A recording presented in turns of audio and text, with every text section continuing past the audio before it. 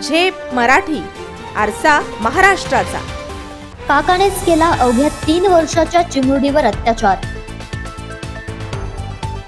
धुळे तालुक्यातील सोनगीर गावात घडला प्रकार।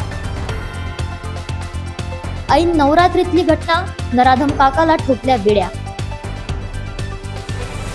सगळीकडे नवरात्री निमित्त स्त्री शक्तीचा जागर होत असताना आणि कुमारिकांची पूजा केली जात असताना अवघ्या 3 वर्षाच्या चिमुरडीवर अत्याचार झाल्याची घटना समोर आली आहे। धुळे तालुक्यातील सोनगीर गावात ही दुर्दैवी घटना घडली आहे।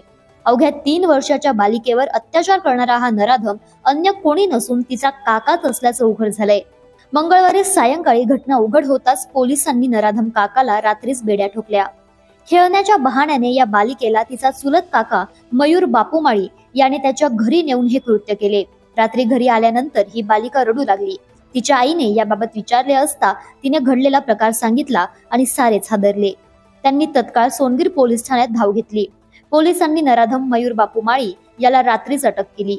या संदर्भात सामाजिक कार्यकर्त्या प्रभा परदेशी म्हणाल्या, आम्हाला 12:30 वाजता असं कळालं की काल रात्री सोनगीर येथे एक निरागस बालिका 3 वर्षाची दुर्भाग्यपूर्ण तिच्या काकाच्या मुलानेच जो दुर्भाग्यपूर्ण कृत्य केलेला बलात्कार प्रकरणात त्याच्यावर पॉस्को गुन्हा डिपार्टमेंटने तो गुन्हा दाखल करून यांना सहकार्यच केलेलं आहे। पण या कुटुंबाची अपेक्षा अशी आहे की त्याच्यावर जो गुन्हा लागलेला त्याला फास्ट ट्रॅकमध्ये आपल्याला चालवायचं आहे आणि फास्ट ट्रॅकमध्ये चालवून तातडीने त्याच्यावर लवकरात लवकर त्याला फाशीची शिक्षा व्हावी। या दुर्भाग्यपूर्ण घटनेचा आम्ही जाहीर निषेध करतो आणि या कुटुंबाला वाळीत टाकायला पाहिजे आणि व्यक्तिशः त्या मुलालाही वाळीत टाकायला पाहिजे असं आम्ही बोलतो।